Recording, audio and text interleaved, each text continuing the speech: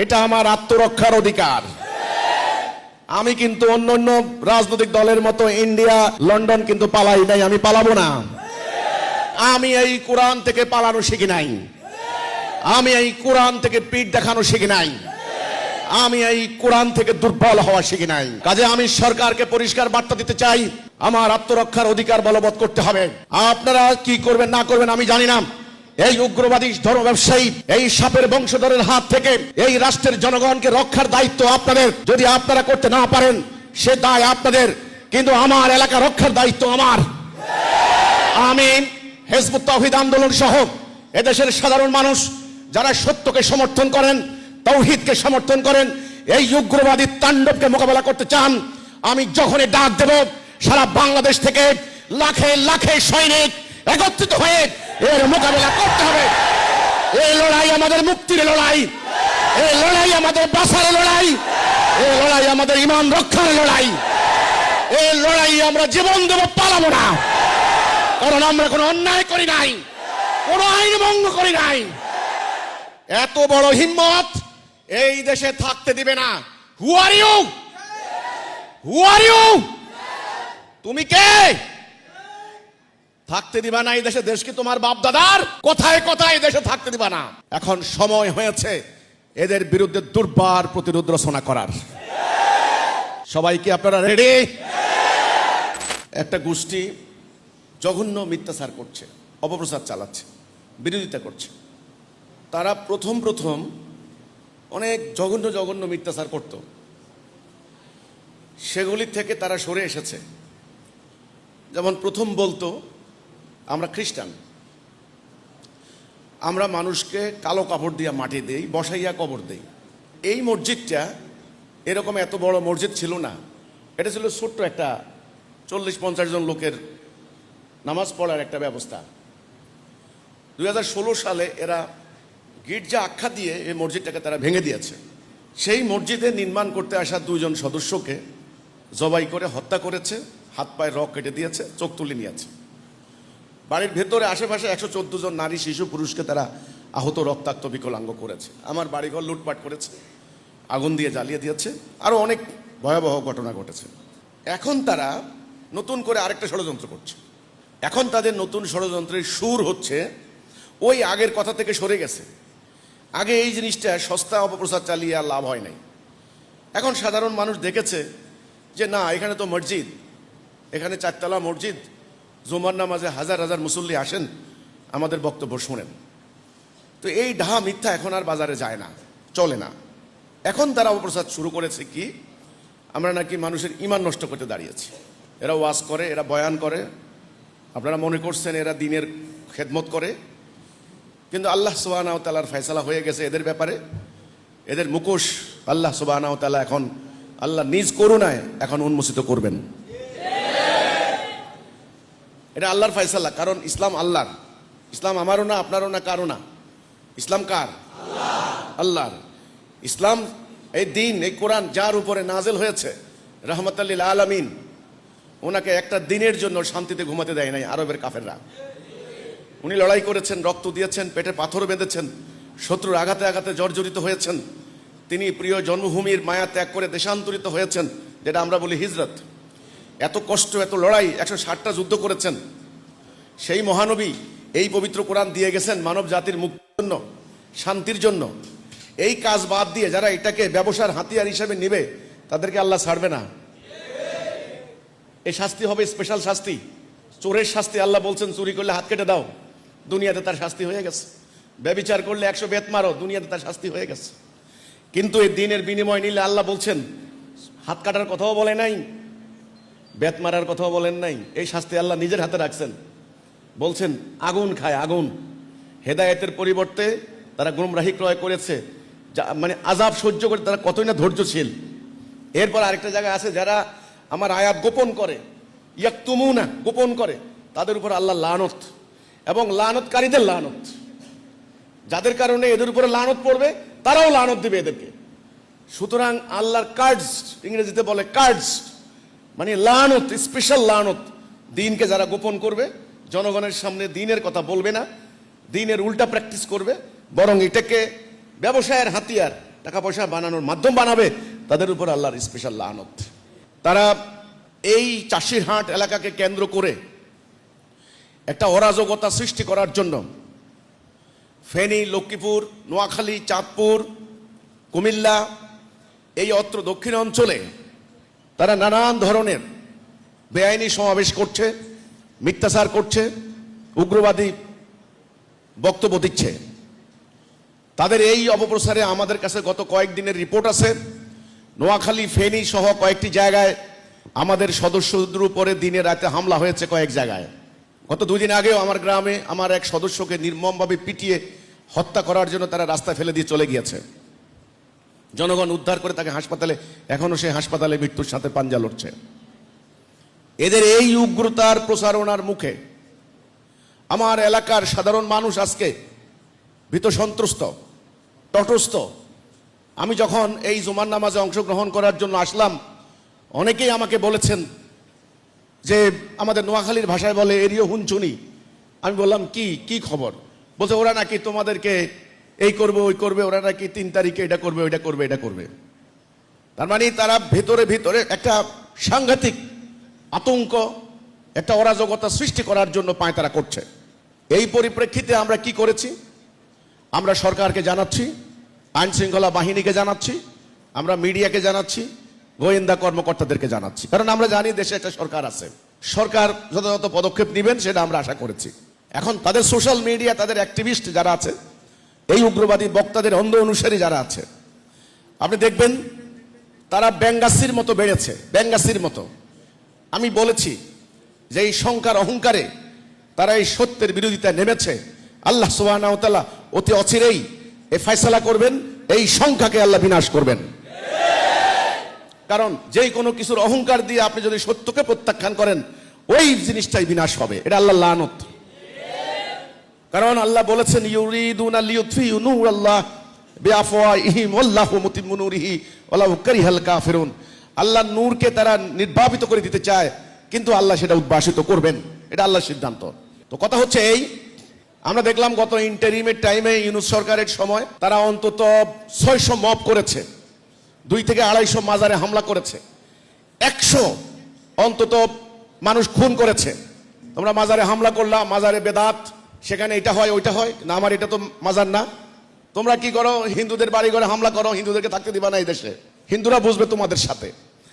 কিন্তু আমরা তো আর হিন্দু না, এখানে তোর মন্দির না, এখানে থাকতে দিবা না। আচ্ছা, তোমরা কি করো? অমুক রাজনৈতিক দল স্বৈরাচার, তাকে দেশে থাকতে দিব না, তাকে পিটিয়ে মেরে কেটে বের করে দিলা। আমরা কি রাজনীতি করেছি? তাহলে কারা থাকবে দেশে? অমুকে থাকতে দিবা না, তমুকে উচ্ছেদ করে দিবা, দেশটাকে মগের মুল্লুক।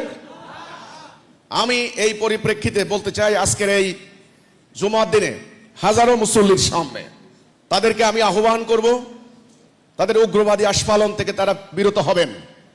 প্রত্যেকটা মানুষের, এই দেশ আমার আপনার সকলের, এই দেশের বসবাস করার অধিকার, সকলের ন্যায়সঙ্গত অধিকার, শাসনতান্ত্রিক অধিকার, মানবাধিকার, এটাকে বলে হিউম্যান রাইটস। কথা বলার অধিকার, বাক স্বাধীনতার অধিকার। আমি আপনি যদি কোনো অন্যায় করি, কর্তৃপক্ষ আছে, অথরিটি আছে, সেখানে বলুন, কিন্তু থাকতে দিবেন না, উচ্ছেদ করে দিবেন। আমরা বসে বসে আঙ্গুল চুষবো না। এই কথাটাই আমি বলে দিলাম আজকে। প্রত্যেকটা মানুষ, যেমন আমার এলাকায় এখন 2016 সালে ওরা হামলা চালিয়ে আমার 2টা ভাইকে জবাই করেছে, আমার বাড়িঘর লুটপাট করেছে, আমার গবাদি পশু প্রকাশ্য দিবালোকে নিয়ে গেছে, মাছ ধরে নিয়ে গেছে, প্রকাশ্যে লুটতরাজ হয়েছে। আমরা কিন্তু পাল্টা কারোর সাথে হিংসা করি নাই, কাউকে হামলা করি নাই। এ পর্যন্ত 60 জন ভাইয়ের উপর হামলা হয়েছে আমার সোনাইমুড়ি, বেগমগঞ্জ, লাকসাম এলাকায়। আমরা একটা জায়গায় পাল্টা আঘাত করি নাই কাউকে, কেউ বলতে পারবে না। রেকর্ড আছে, প্রত্যেকটা রেকর্ড আছে আমাদের কাছে। অথচ এই ঘটনার পর আমি এলাকায় অন্তত 42টি উন্নয়ন প্রকল্প নিয়েছি, আপনারা ঘুরে ঘুরে দেখবেন। দেশের সকল মিডিয়া এই উন্নয়ন প্রকল্প প্রচার করেছে। রাষ্ট্রের কল্যাণে, দেশের কল্যাণে, মানবতার কল্যাণে, দেশের মানুষের গ্রামীণ অর্থনীতিকে সচল করার জন্য আমি 42টি উন্নয়ন প্রকল্প হাতে নিয়েছি। আপনি দেখেন, এখান থেকে 1 কিলোমিটার 2 কিলোমিটার পূর্ব থেকে শুরু করে বাজার পর্যন্ত আমার কোনোটা মৎস্য প্রকল্প, কোনোটা গরু মোটাতাজাকরণ প্রকল্প, কোনোটা ডেয়ারি ফার্ম, কোনোটা ইন্ডাস্ট্রি ফ্যাক্টরি, গার্মেন্টস ফ্যাক্টরি, এখানে হাসপাতাল, স্কুল, এখানে মসজিদ, এখানে আবাসন প্রকল্প, 42টি প্রকল্প, হাজার হাজার মানুষের কর্মসংস্থান। হাজার হাজার মানুষের জীবন জীবিকা, হাজার হাজার মানুষের বাড়িঘর। তোমরা বলো কি এখানে লুটপাট করবা, উচ্ছেদ করবা? আমি দেশের ধর্মপ্রাণ শান্তিপ্রিয় সাধারণ মানুষকে বলতে চাই, যারা ইতোমধ্যে আমার বক্তব্য শুনেছেন, আমার বক্তব্যকে সমর্থন করেন, দেশপ্রেমিক ইমানদার জনতা, আপনারা এই উগ্রবাদী, এই ধর্ম ব্যবসায়ী, এই জালেমদের বিরুদ্ধে আপনারা প্রতিরোধ গড়ে তুলবেন। আমি সরকারকে বলতে চাই, এদের তাণ্ডব নিয়ন্ত্রণ করুন। আমাদের আত্মরক্ষার অধিকার আছে। আমি দুটি উদাহরণ দেব। ভিয়েতনামের আমেরিকার সৈন্যরা তারা ভিয়েতনাম গিয়েছে, ভিয়েতনামকে ধ্বংস করে দিবে, কিন্তু ভিয়েতনামের জনগণ বাড়িঘর ছেড়ে তারা কবরে ঘুমিয়েছে, সিদ্ধান্ত নিয়েছে আমাদের মাটি রক্ষা করব আমরা। 52,000 সৈন্য হারিয়ে পৃথিবীর অন্যতম পরাশক্তিধর রাষ্ট্র লেজ গুটে পালিয়েছে, ভিয়েতনামের জনগণের বিজয় হয়েছে। সেখানে ভিয়েতনামের জনগণকে উৎসাহিত করেছে একজন সমাজতান্ত্রিক নেতা, ওনার নাম হচ্ছে হো সি মিন। তিনি তাদেরকে উদ্দীপ্ত করেছেন। নাম্বার 1। নাম্বার 2, মদিনায় মুনওয়ারা, আমার নবীর শহর, মদিনাতুন নবী, মদিনাতুর রাসূল। এই মদিনায় আল্লাহ নবী যখন গেলেন তখন সত্যের আলোকে নির্বাপিত করে দেওয়ার জন্য এই কাফেররা ষড়যন্ত্র করেছিল। একটা যুদ্ধের নাম আহজাব। সম্মিলিত বাহিনী, হাজার হাজার সৈন্য অস্ত্র নিয়ে তারা মদিনাকে আক্রমণ করেছিল। তারা বলেছিল চিরতরে মুহাম্মদ সাল্লাল্লাহু আলাইহি ওয়াসাল্লাম, মুহাম্মদ এবং তার অনুসারীদেরকে তারা দুনিয়া থেকে উচ্ছেদ করে দিবে। কিন্তু ইতিহাস সাক্ষী, রাসূল এবং সাহাবীরা যারা ঈমান এনেছেন, পেটে পাথর বেঁধেছেন, গাছের লতা পাতা খেয়েছেন, কিন্তু পরে ইতিহাস সাক্ষী তারা নিজেরাই পরাজিত হয়েছে। সেই মদিনার সেনাবাহিনী সারা জাজিরাতুল আরব মাত্র 8 বছরের ব্যবধানে পুরো জাজিরাতুল আরব আল্লাহ দ্বীনের আন্ডারে এনেছে। নাম্বার 3, মুসা আলাইহিস সালাম, ওনাকে আল্লাহ রাব্বুল আলামিন দায়িত্ব দিয়েছেন ফেরাউনের সাম্রাজ্যকে, ফেরাউনের কাছে যাওয়ার জন্য, তাওহীদের ঘোষণা দেওয়ার জন্য। মুসা আলাইহিস সালাম বলেছিলেন যে আল্লাহ রাব্বুল আলামিন, ফেরাউন তো খুব ক্ষমতাশালী, প্রভাবশালী। আল্লাহ এই ঘটনাগুলি আপনারা জানেন, অনেক বিস্তারিত ঘটনা। পরে মুসা আলাইহিস সালামকে আল্লাহ বললেন তোমার হাতে কি লাঠি? এই লাঠিকে আল্লাহ মুজিজায় রূপান্তরিত করে দিলেন।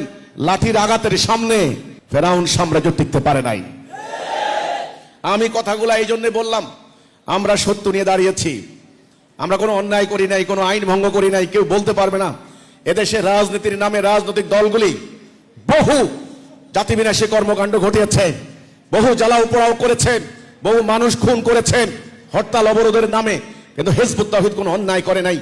আর আজকে যে সমস্ত ধর্ম ব্যবসায়ী গোষ্ঠী তারা আজকে মব সৃষ্টি করার জন্য, তাণ্ডব করার জন্য এই ধরনের পায়তারা করছে, তারা অতীতে গত 54 বছরে তাদের অনেক অনেক জঘন্য জঘন্য রেকর্ড আছে উগ্রবাদ, জঙ্গিবাদের। আমার এই বাড়ি ঘর, আমার সহায় সম্বল, আমার ক্ষেত খামার, আমার নারী পুরুষ, আমার শিশুদের জীবন, অর্থাৎ এক কথায় আমার এই বসতিকে রক্ষা করা, এটা আমার মানবিক অধিকার, মানবাধিকার। এটা আমার আত্মরক্ষার অধিকার। আমি কিন্তু অন্য রাজনৈতিক দলের মতো ইন্ডিয়া, লন্ডন কিন্তু পালাই নাই, আমি পালাবো না। এই কোরআন থেকে আমি শিখেছি, এই কোরআন আমাকে শিক্ষা দিয়েছে। আল্লাহ সুবহানাহু ওয়া তাআলা বলেছেন তুমি যখন সত্য নিয়ে দাঁড়াবে, তুমি পিছপা হবে না, তুমি বিচলিত হবে না, তুমি পৃষ্ঠ প্রদর্শন করবে না, তুমি সামনে আগাবে, আল্লাহ তোমার সাথে থাকবেন। 5000 ফেরেশতা, সৈনিক, সোলজার ফেরেশতা তোমার সঙ্গে থাকবে। আমি এই কোরআন থেকে পালানো শিখি নাই, আমি এই কোরআন থেকে পিঠ দেখানো শিখি নাই, আমি এই কোরআন থেকে দুর্বল হওয়া শিখি নাই। এই কোরআন থেকে আমি শিখেছি, আল্লাহ বলেছেন সবচাইতে শ্রেষ্ঠ মৃত্যু হচ্ছে আল্লাহর রাস্তায় শাহাদাতের মৃত্যু।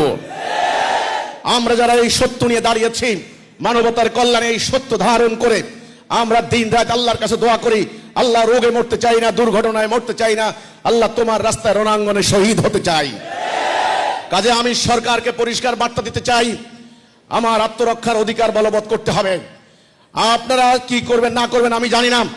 এই উগ্রবাদী ধর্ম ব্যবসায়ী, এই সাপের বংশধরের হাত থেকে এই রাষ্ট্রের জনগণকে রক্ষার দায়িত্ব আপনাদের। যদি আপনারা করতে না পারেন সে দায় আপনাদের, কিন্তু আমার এলাকা রক্ষার দায়িত্ব আমার। আমি হিজবুত তাওহীদ আন্দোলন সহ এদেশের সাধারণ মানুষ যারা সত্যকে সমর্থন করেন, তাওহীদকে সমর্থন করেন, এই উগ্রবাদী তাণ্ডবকে মোকাবেলা করতে চান, আমি যখনই ডাক দেব সারা বাংলাদেশ থেকে লাখে লাখে সৈনিক একত্রিত হয়ে এর মোকাবেলা করতে হবে। এই লড়াই আমাদের মুক্তির লড়াই, এই লড়াই আমাদের বাঁচার লড়াই, এই লড়াই আমাদের ঈমান রক্ষার লড়াই। এই লড়াই আমরা জীবন দেব, পালাবো না, কারণ আমরা কোনো অন্যায় করি নাই, কোনো আইন ভঙ্গ করি নাই। এত বড় হিম্মত এই দেশে থাকতে দিবে না। Who are you? Who are you? তুমি কে? থাকতে দিবা না এই দেশে? দেশ কি তোমার বাপ দাদার? এই দেশের জনগণ তাদের অধিকার রয়েছে। মানুষ চাষবাস করবে, মানুষ তার ধর্ম পালন করবে, মানুষ তার অধিকার প্র্যাকটিস করবে। কোথায় কোথায় দেশে থাকতে দিবা না। কাজেই আমি দেশের সাধারণ মানুষ এবং হিজবুত তাওহীদের ভাই বোনদেরকে পরিষ্কার বার্তা দিয়ে দেব, এখন সময় হয়েছে এদের বিরুদ্ধে দুর্বার প্রতিরোধ রচনা করার। সবাই কি আপনারা রেডি? আলহামদুলিল্লাহ।